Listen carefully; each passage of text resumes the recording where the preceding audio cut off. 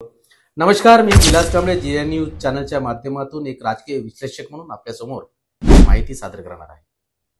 येत्या 2 तारखेला महाराष्ट्रामध्ये नगरपंचायत नगर परिषदेच्या निवडणुका होऊ घातलेल्या आहेत आणि त्या अनुषंगाने सुप्रीम कोर्टामध्ये सुद्धा काही नागरिकांनी जनहित याचिका सादर केलेली आहे, ज्यामध्ये मर्यादेपेक्षा जास्त आरक्षण दिल्याने तेथील ज्या निवडणुका आहेत त्या निवडणुका ह्या रद्द कराव्यात किंवा त्या निवडणुका पुढे ढकलण्यात याव्यात, अशा प्रकारची जनहित याचिका जी सादर केलेली आहे, ज्याचा निकाल येत्या 25 तारखेला सुप्रीम कोर्टाच्या माध्यमातून बाहेर येणार आहे। हा निकाल आल्यानंतर नेमकं कुठलं नगर परिषदेचं निवडणूक किंवा नगरपंचायत निवडणूक लांबणीवर जाणार हे मात्र आज सांगता येत नाही, परंतु शक्यता जास्त वर्तवली जात आहे की आरक्षणाची मर्यादा ही जास्त झाल्यामुळे कदाचित सुप्रीम कोर्टाचा निकाल हा नगरपंचायत आणि नगर परिषदच्या निवडणुकीच्या विरोधामध्ये येऊ शकतो आणि काही नगर परिषद आणि नगरपंचायत निवडणुका ह्या लांबणीवर जाऊ शकतात। आम्ही ह्या सर्व गोष्टीचा विचार करता 25 तारखेला जो काही निकाल येईल ते नंतर बघूया, परंतु त्याआधी आता सध्या सर्वीकडे रणधुमाळी आणि रणसंग्राम चालू असल्यामुळे नेमकं कोणत्या नगर परिषद आणि नगरपंचायतमध्ये काय होणार हे आम्ही आपल्या पुढे मांडण्याचा छोटासा प्रयत्न पुढे करणार आहोत। आम्ही उमरेड नगर परिषद सार्वत्रिक निवडणुकीत 2025चा या ठिकाणी विचार केला असता एकूण जे नगराध्यक्ष होते त्यांनी जी माघार घेतली त्यामधून जे शिल्लक नगरसेवक जे आता निवडणुकीला पुढे जाणार आहेत त्या नगराध्यक्षांचा एक कौल आपल्या पुढे आम्ही छोटासा मांडण्याचा प्रयत्न करणार आहोत की हे 4 नगरसेवक आहेत, यामध्ये कोण बाजी मारणार हे मात्र सर्व मतदार ठरवणार आहेत, मतदारांवरती अवलंबून आहेत। प्रचारामध्ये कोण आघाडी घेणार, प्रचाराच्या माध्यमातून लोकांपर्यंत कोण पोहोचणार, आपली लोकप्रियता लोकांपुढे कशी जागृत ठेवणार, लोकांमधून निवडून येताना त्यांना कुठल्या कुठल्या प्रकारची काळजी घ्यायची आहे, ह्या सर्व गोष्टी आम्ही यापुढे हळूहळू आपल्या पुढे मांडण्याचा प्रयत्न करू।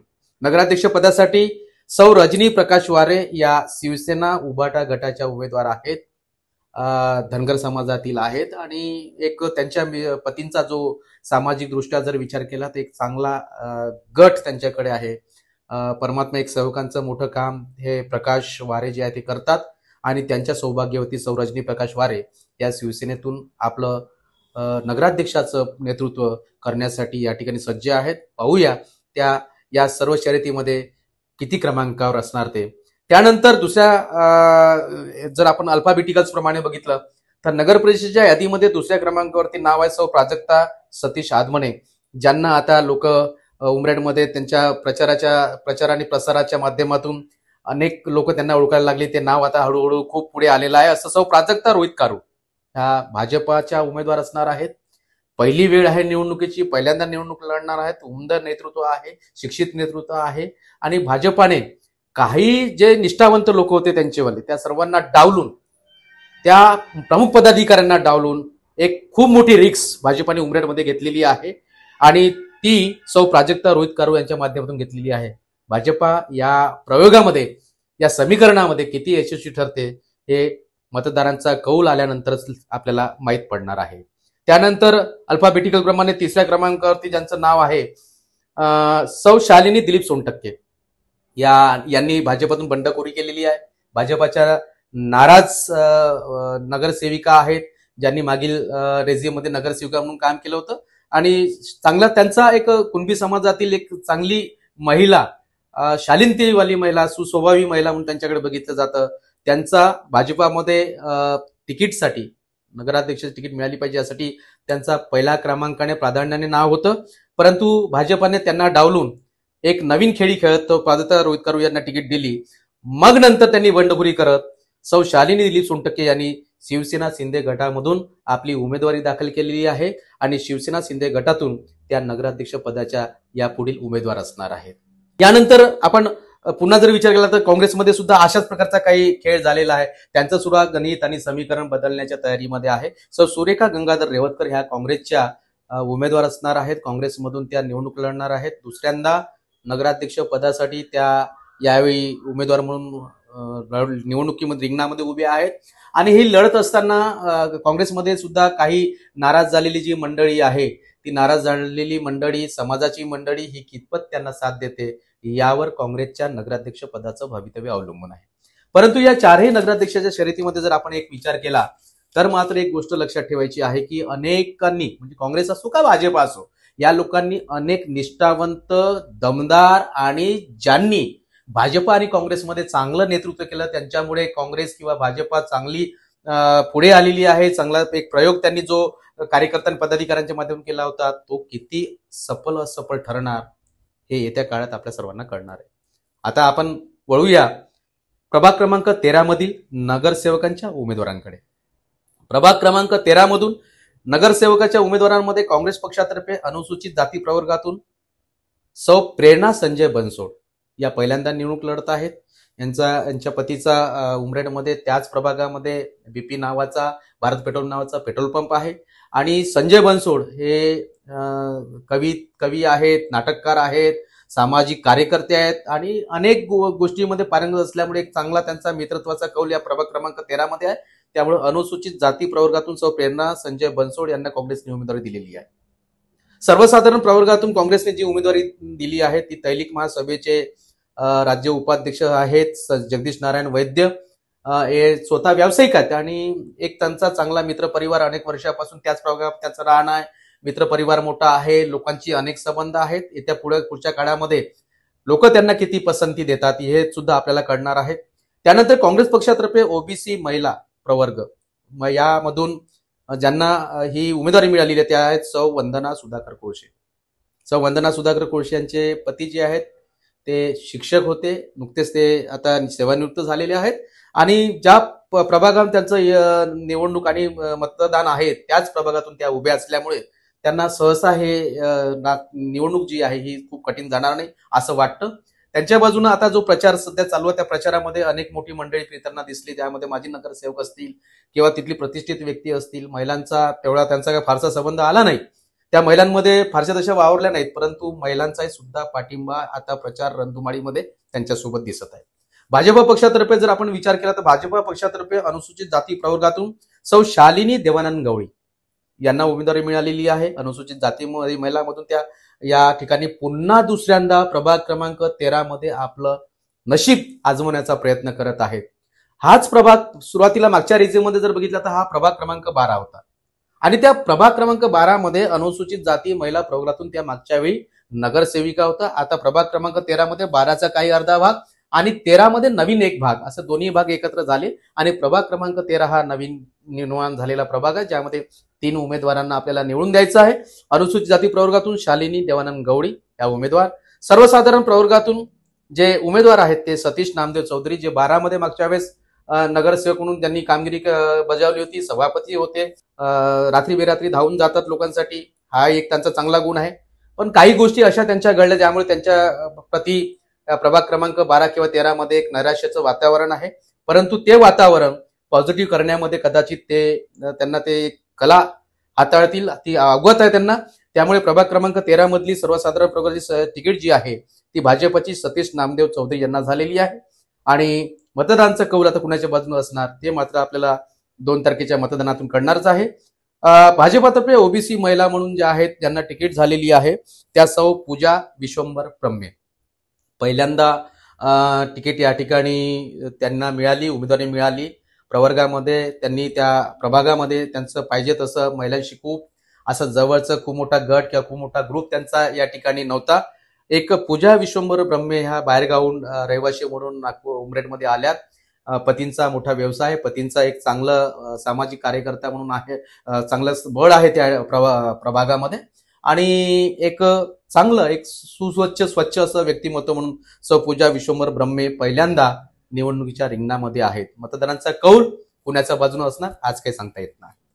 यानंतर जर आपण पुढे जात आहोत तर पुढे जर बघितलं तर शिवसेना शिंदे गटातर्फे ओबीसी महिलामधून सौ रेणुका दिवाकर कांबळी यांना तिकीट देण्यात आलेली आहे. ही उमेदवारी मात्र या प्रभाग क्रमांक 13 मध्ये अतिशय निर्णायक ठरणाऱ्याची चिन्ह जास्त दिसत आहे आणि या उमेदवारीमुळे भाजपा आणि काँग्रेसला मोठा धक्का बसण्याची शक्यता नाकारता येत नाही.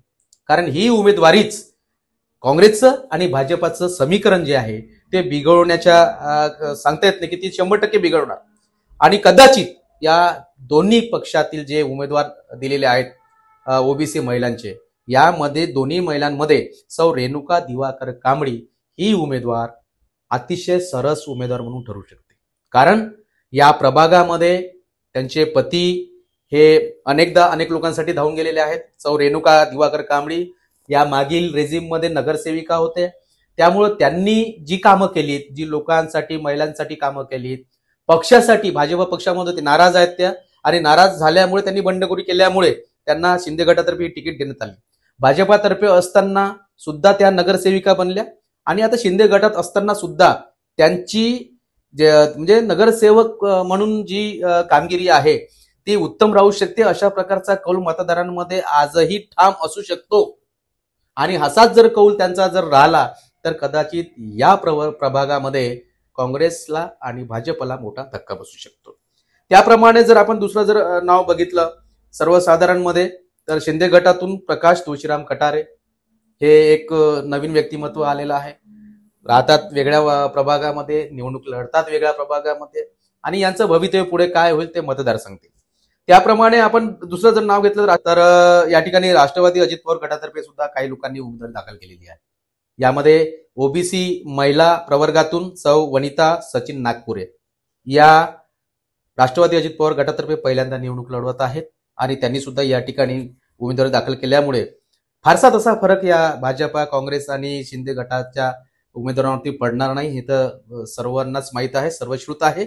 परंतु तरी सुद्धा सौ वनिता सचिन नागपुरे जर या मैदानात आहेत तर या सुद्धा या महिलांमध्ये आपल्याला किती मतं घेतात आणि किती मतांनी या सर्व महिलांना नुकसान करू शकतात हे चित्र मात्र 2 तारखेच्या नंतर स्पष्ट होणार आहे. त्याप्रमाणे अजित पवार गटातून सर्वसाधारण प्रवर्गातून गजानन सीताराम महाकाळकर हे या ठिकाणी उमेदवार म्हणून उभे आहेत. प्रभाग क्रमांक 13चे आहेत, निवृत्त मुख्याध्यापक आहेत, अत्यंत साधा सोपा सीधा माणूस आहे आणि हा सीधा साध्या माणसाला राजकारणात आणून उमेदवारी देऊन त्यांना यावेळेस मला वाटतं दुसरी तिसरी कदाचित त्यांची रेजिम असेल. 2दा ते ऑलरेडी या ठिकाणी निवडणूक लढलेले आहेत, परंतु पाहिजे तसं यश त्यांना मिळालं नाही. परंतु यावेळेस कदाचित त्यांना सर्वसाधारण उमेदवार, कारण ही त्यांची शेवटची निवडणूक आहे असं त्यांचं स्वतःचं म्हणणं असल्यामुळे गजानन सीताराम महाकाळकर हे कितपत त्या स्पर्धेमध्ये टिकू शकतात हे मतदारांच्या मतदानाच्या कौलावरती अवलंबून असणार आहे. त्याप्रमाणे बीएसपीनी सुद्धा या प्रवर्गामध्ये आपल्या उमेदवारांना तिकीट दिलेली आहे. अनुसूचित जाती महिलांमधून सौ बिंदू अमृत चौधरी, अनुसूचित जातीमधून महिला आहेत. 2 म्हणजे भाजप आणि काँग्रेसने 2 महिलांना उमेदवार दिलेली आहे. त्याप्रमाणे एक तिसरी, या 2 मध्ये तिसरी एक म्हणजे त्याला काय म्हणतो आपण की एक फायटर, ज्याला असं टाळू शकणार नाही, आपण दुर्लक्ष करू शकणार नाही, अशा अनुसूचित जाती महिला बीएसपी तर्फे सौ बिंदू अमृत चौधरी यांनी सुद्धा उमेदवारी दाखल केलेली आहे. त्यामुळे बीएसपीचा चांगला कौल त्यांच्या पाठीशी प्रभाग क्रमांक 13 मध्ये असू शकतो आणि त्यांनी जर मतांचं समीकरण आपल्या बाजूनं जुळवलं तर त्यांचा म्हणजे ज्या 2 अनुसूचित जातीच्या महिला आहेत भाजपाच्या आणि काँग्रेसचा, यांच्यासाठी सौ बिंदू अमृत चौधरी यांची उमेदवारी डोकेदुखी ठरू शकते. त्याप्रमाणे वंचित बहुजन आघाडीतर्फे सर्वसाधारण प्रवर्गातून राजू व्यंकट गजबे यांनी उमेदवारी दाखल केलेली आहे वंचित बहुजन आघाडीतर्फे. परंतु यांचा पाहिजे तसा प्रचार प्रसार या प्रभागामध्ये दिसून येत नाही. त्यामुळे पुढे काय होणार हे मात्र ठरू शकत नाही. हे किती मतं घेतात हे मात्र वेळ सांगणार आहे. आपण या सर्व निवडणुकीचा प्रभाग क्रमांक 13चा कौल जाणून घेतला. उद्या आपण 12चा 11चा जाणून घेणार आहोत. पण या सर्व गोष्टींचा कौल जर जाणून घेतला तर एक मात्र चित्र स्पष्ट होते की मागील रेजिम मध्ये नगर परिषदेमध्ये भाजपचे 19 नगरसेवक होते, काँग्रेसचे 6 नगरसेवक होते. यावेळेस मात्र निष्ठावंत कार्यकर्त्यांना काँग्रेस आणि भाजपाने डावलल्यामुळे निकालाचा कौल, समीकरणाचा कौल, गणित जे आहेत ते पूर्णपणे बदलण्याची शक्यता आहे. त्यामुळे काँग्रेस वरचढ राहील की भाजपा आज माझं सांगता येत नाही. प्रचारात कोण आघाडी घेणार, लोकांपर्यंत जास्तीत जास्त कोण पोहोचणार, एवढंच नव्हे तर लोकप्रियता कशी असणार, या सर्व आधारभूत गोष्टींवरती हा निवडणुकीचा कौल अवलंबून असणार आहे.